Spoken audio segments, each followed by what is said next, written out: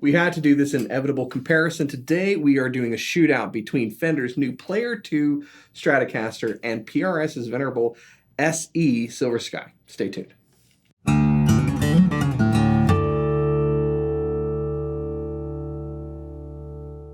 Hey, you're watching Alamo Music TV. My name is Chris McKee. My name's Cooper Greenberg. We're here with Alamo Music in San Antonio, Texas. You can find us online at alamomusic.com. If you're new to the channel, make sure you subscribe, turn on notifications, like our videos. If you want to support the channel, visit our spring store link below for custom swag and check out our podcast, the Fretboard Confessional, wherever you get your podcasts. You had a bit of a little sigh, a little release there. So excited about this video you are. I'm pumped, man, but also part of it's the upset disappointment that we don't currently carry those guitars. Yeah, if you expected this video to be guess what, we're now PRS dealers, we aren't. But I, for a long time, have said that I am a PRS fan. Yeah, we're holding out hope as per usual. Yes, and if you would like to know why, it's basically rules regarding the complexity of dealer networks and how close you can be and so forth. But we love PRS. We think they make fantastic guitars. We love Fender, and we are able to carry their product. And we happen to be fortunate enough to have this in the shop. This was a trade-in, and this is the current model, and I'll get into that a little bit later, of the PRS SE Silver Sky, John Mayer's signature guitar, Strat-styled guitar with PRS, which... it's been out for a while, but to say it was without controversy would be incorrect. It kind of stirred the waters up. Would you say that the Silver Sky as a model, both SE and Made in America, is probably the most popular non-Strat that there is right now? I think so. Yeah. Yeah, definitely. Well, and we see some industry reports that even show that it is, both the non-SE version and the SE version. And a lot of the SE stuff that PRS has been building is really getting accolades and finding homes. And I think with good reason. They make a really good product. Or in this case, they design and partner with a company that makes a really good product. And I think that's a cool story, which we'll kind of get into it on its own. But we had this. It is a mint condition 2023-24 model year PRS SE Silver Sky. I say that because there's some changes from the original SEs that we'll talk about in a minute. But it is dead mint and still has the plastic on the pick guard. And when I was thinking about it, I was like, we need to do this because now this is a new model. Yeah. And they are literally $50 apart in price. And so we got to see how they compare. Yeah, I don't have a ton of PRS experience like you do because you play one. I mean, you have... I have a PRS Santana, not an SE version. The Santana! It's a 2013, and I love that guitar. And it's a fancy pants one. It is fancy pants one, and it's funny because I put it in people's hands, and then they try to buy it from me, and I'm like, nope, sorry. So, I mean, we've had a couple Silver Skies and on trade.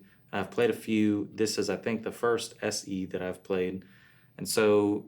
I mean, that's the thing. These are popular guitars, the entire SE line. Mm-hmm. It's all over the place, and a lot of people that come in our store do ask for them. And so with the new players, they've been selling really well. We've done a few reorders at this point, and so it's obvious that the reaction is pretty good on these guitars. I haven't seen many negative kind of comments on them, but we've done videos with Strat, Tele, Jag, Jazzmaster, all that good stuff.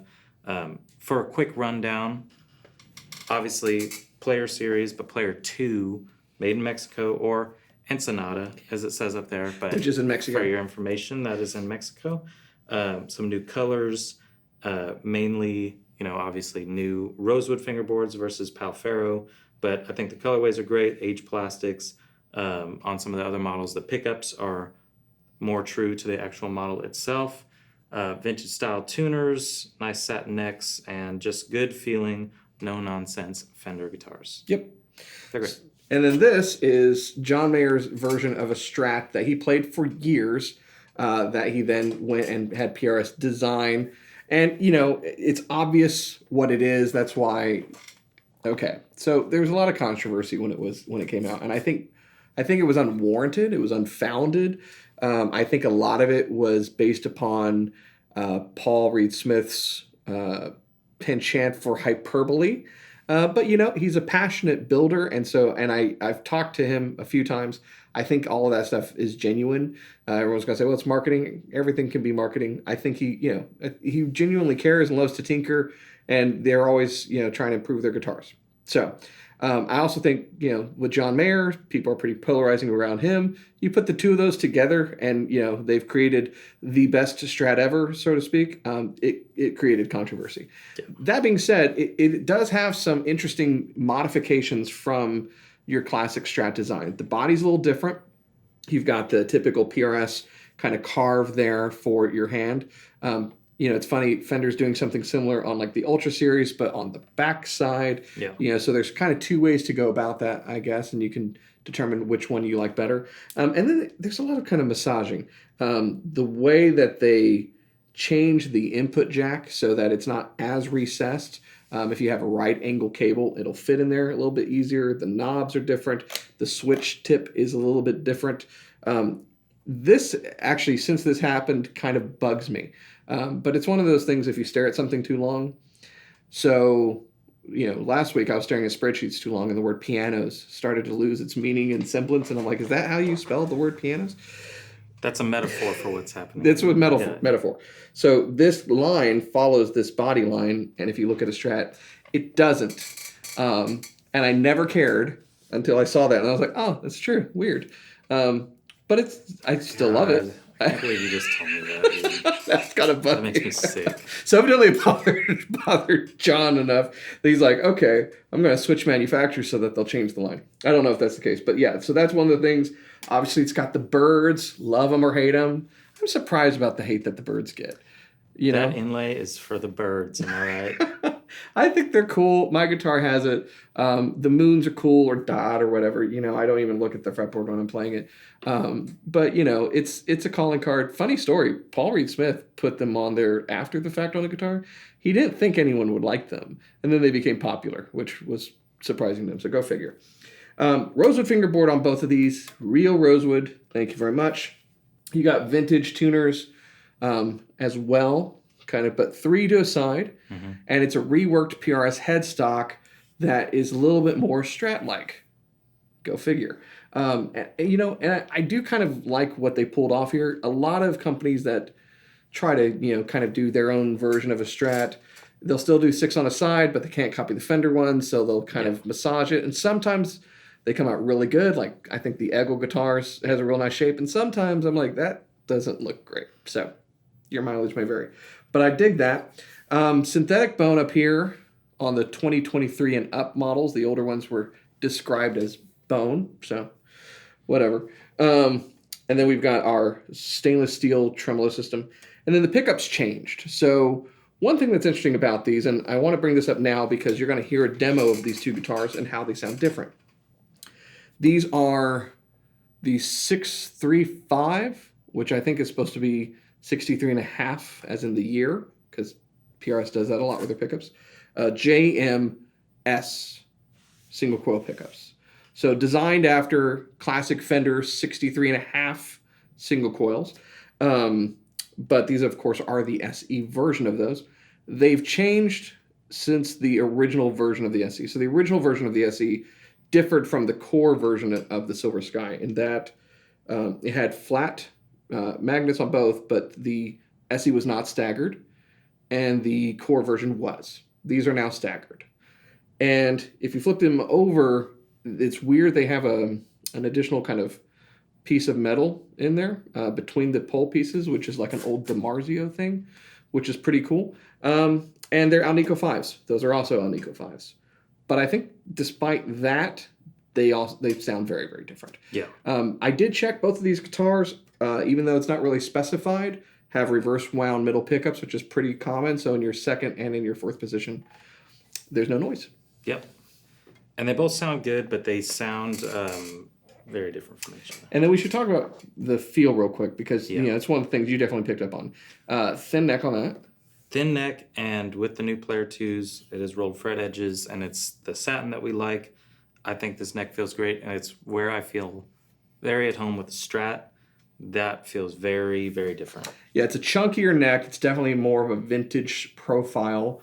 Again, modeled after the core version, which is modeled after what John Mayer wanted. An interesting change on these from 2023 going forward is that the radius changed. So that is a 9.5 radius, your modern Fender radius. when the Silver Sky first came out, one of the big controversies was that it was a 7 1/4 radius, a very vintage radius. And, you know, they were set up to where you could still bend, it wouldn't fret out, and people were like, that's too round, what have you. Evidently, there was enough pushback on that they've changed a little bit by an inch. So it's now eight and a half. So it's an inch Nice. off from that. That's So cool. a little flatter, but a little rounder. It's gonna feel a little different. Last question I have for you. I have two questions. You only get one. What do they call the neck carve on that? Do you know off the top of your head? I don't know off the top of my 'Cause head. it's weird to me because I'm thinking about John Mayer and his other signature guitars. Mm-hmm. He likes a thinner neck on a Martin. You know, he gets the 1/11/16, which is not necessarily, I guess, neck feel, but it's weird to me that skews to the thinner. That guitar, it's almost like the more you go up, the thicker it gets, which I like. Yeah. I think it's a cool feel. Scale length difference between these? 25.5 inch scale length. Both? Same? Yep. Yeah, because again, it's based upon his Strat. Yeah. So, it's funny. Well, I know, but PRS sometimes likes to mess around. Yeah, he did. The first thing he did with them was that Super Eagle when he was playing with Dead and Friends, and that was a very, decidedly PRS guitar. And then, when they start collaborating on a signature model, in his everyday, playing, he plays Strats. And so, he really wanted something that I think felt at home scale length wise. And I would venture to say probably what I've seen with him and what I've seen with Paul Reed Smith is a huge appreciation for vintage guitars and kind of looking back on things and then bringing it forward. So that's why the pickups are spec'd like they are. Mm-hmm. That's the references. And I'm sure that this is based upon some vintage guitar neck. So. Well, they're both easy to play, which makes it an easy comparison. Now you just get to listen to the sound and see what you like better. Check it out.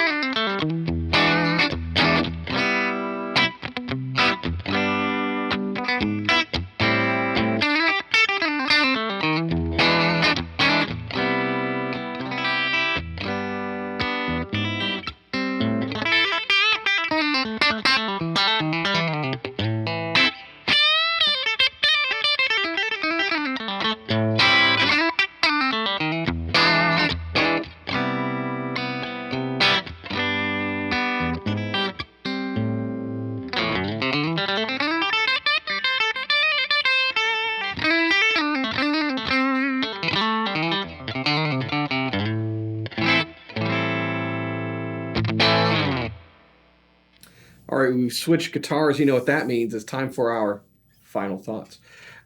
So one thing that I think we definitely need to deal with is price, right? They're very, very close. This current street price is $799, $849, and you get a gig bag. So really, you could argue they're the same price. Fender doesn't come with a gig bag. I hold the personal opinion, this is the hill that I will die on, that every single guitar manufacturer should include a gig bag or a case with their guitar. Taylor figured out how to do it with a baby. Martin does it with all of their stuff. I would just like to see manufacturers do it. Figure it out. Yeah. You know, your cost isn't that much. Take a hit on your margin, whatever. You know, make this $849, give people a bag. That's where I'm at. So they're very, very close in price. They're very, very close in spec. Mm-hmm. You just listened. The pickups are very similar, but I think they sound very different. Yeah. And they feel a little different. And this one's made in North America, in Mexico, and that one is imported from overseas and made not by PRS, although I think they set them all up in Maryland, but made by Cortec, or Cort, as some of you may be familiar with them. And I think it's cool that that's not a secret. Yeah. So Yeah. stamped on the back of the head. Stamp on the back. So let me tell you what I like about each one. Starting off being shallow, I like the headstock on that one more. That's a nice headstock. I like the neck finish on that one more, but I like the neck carve on this one more. I definitely have to agree with you on there. They're both satin finish, but this feels smoother. Yeah. There's something, and you know what? Some of it may be the finish, and some of it may be the wood selection. Yeah. We should also make sure that we say that the headstocks are different shaped, but also this is a tilted back headstock. This has string trees, which is typical for a Strat. So this is a one-piece maple neck, and that is not. Yeah. That's got a scarf joint on it, which is typical of a lot of import guitars. Yeah.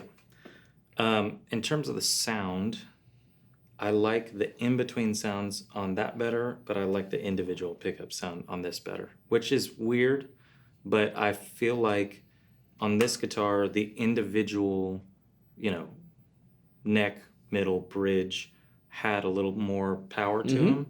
Whereas on that guitar, I feel like the in-betweens got lost a little bit on this one. That one has a very classic, straight-up, quacky 4 and 2.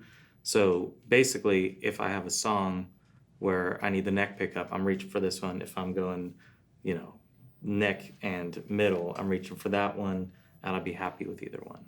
But it's weird how it's not like a total easy, clear winner for me. I think they're both good, and I think they're both good value. But there's some things that differentiate the sound a little bit. The amp was set up exactly the same. No EQs or volume or drive or anything was different. And I think it was real obvious that this one just had a lot more push, a lot more inherent kind of gain in it. It does, yeah. And I did an A/B back and forth myself. Typically, John Mayer had a signature Strat, right, with Big Dipper pickups that go for more money on eBay than just about anything else because you can't get them otherwise. And the part of those pickups is that there was more gain and it had a scooped mid-range. And I love someone actually pointed this out to Rhett Scholl because he has one. He's like, I never play it. It's because you don't like tube screamers, Rhett. And tube screamers peak the mids and it pairs well with the scooped, mid-range pickup set. So, that's basically how it's designed to function in the Mayer world. So I think, these are similar to those pickups in a lot of ways. Of course, these are the SE versions of the pickups. I've played the core version. I do think there's a little difference. Between these two guitars, that definitely has more gain. Yeah. Period. Now, does that mean you couldn't get some of that power out of this? You could, but the amp was set up the exact same way for these guitars. So out of the box, this just does not have as much gain, despite the fact that they're both Alnico 5 magnets. I think these staggered beveled magnets are just smaller slugs, and there's probably fewer turns. Yeah. And I generally like, personally, Lower output. a lower output pickup, and then to get my gain from pedals and the amp. Usually. That's not always the case. Sometimes I prefer to reach for a guitar that's got a little bit more spank coming out of it because it hits the front end of the pedal or the amp differently, and it depends. So mileage may vary. You got to buy them all, and then Yeah, switch between because you know songs. that John Mayer didn't get rid of his Strats No. to make room for Well, he his still performs Silver with them. Skies. Yeah, I mean, he has the right idea. He's got a collection, you know. Yeah, and a watch collection too, but that's on a different channel. Yeah. Anyways, Yeah, I think they're both really good value. I mean, for me, it's like, does it matter anymore made in North America versus imported in from Asia? This is a really well-made guitar, Yeah. and we have seen even from some Fender stuff like Indonesian made, which this made in Indonesia, it's just as good. But the interesting part is this has come in a further distance, and it comes with a bag, and it's a little bit more. That is made in Mexico, which is I think at this point right now, a more trusted destination for guitar building, and it's a little bit less. You know, we can find you a $50 gig bag, make this thing official, you know. I think, you know, when you talk about country of origin and pricing, you know, I think it comes down more to who's manufacturing it rather than country of origin. I still, you know, when we're dealing with this price point, I'm perfectly fine with it. When you start dealing with higher priced things, I start to get a little bit out of shape because there's some stuff coming from Indonesia, not Japan, but like Indonesia or China with a really high price on it. Yeah. And Thousands. yeah, like, you know, and if it is significantly less than something very comparable, then fine. The thing that's supposed to be happening is still happening, which means a lower cost of build because of a lower cost of living is doing its job. But when you start seeing stuff come in with very similar specs to a US guitar, selling at or more than a US made guitar, there's something wonky. Basically, I think the builder's just pocketing a huge amount of margin. Yeah. I don't think the people working in that factory are getting paid huge amounts of money. That diatribe being put aside, I love that they say Cortec builds this guitar for us. And more than that, they've done some stuff on their website or their YouTube channel where they've shown the factory. Yeah. Like this is a partnership that they have had.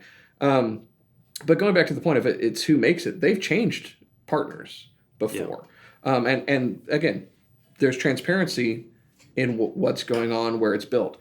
A lot of guitars that are built overseas, they're not built by the companies whose headstock is on there. Generally speaking, they're built under contract with, you know, a big manufacturer like Cortec or others.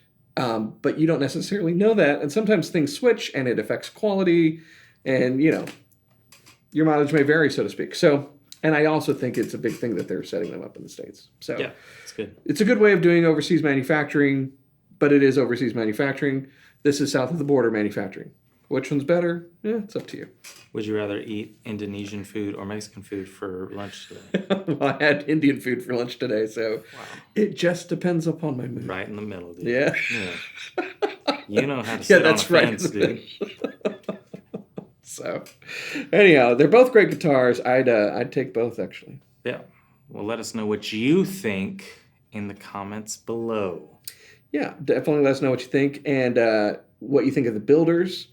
And if you are interested in either of the guitars, you can go to our website, which is alamomusic.com. We got a steady supply of Player 2s in all colors and body shapes, and even the forthcoming other things that are coming out in the Player 2 line. It's all going to be here. With the PRS, we may have a mint condition Silver Sky SE, and we also might have like a really cool 10 top, and we might have, you know, a 594 and a bunch of cool things. We have some nice stuff right now. We do. Hollow Body 2. We got a Brazilian Rosewood Angelus, artist package, yeah. Angelus Cutaway. Really Really real cool nice stuff. 594. So, yeah, if you want to see some cool options that are used, that are available at pretty good prices, we have those. You can look at PRS on our website. You can also trade in your PRSs to me, personally, under the table. But yeah, we do trade-ins, we do fun stuff, and we like PRS, and hopefully one day we are doing the video of we got PRS now. PRS but as of right now, good use stuff this is not listed at $849. No, it's not. Yeah, so get a deal. So, if you're new to our channel and you like this kind of banter and great playing and reviews and whatnot, make sure that you hit that subscribe button, like them, turn on your notifications, like we said, comment, and keep coming back for more. And we'll see you next time.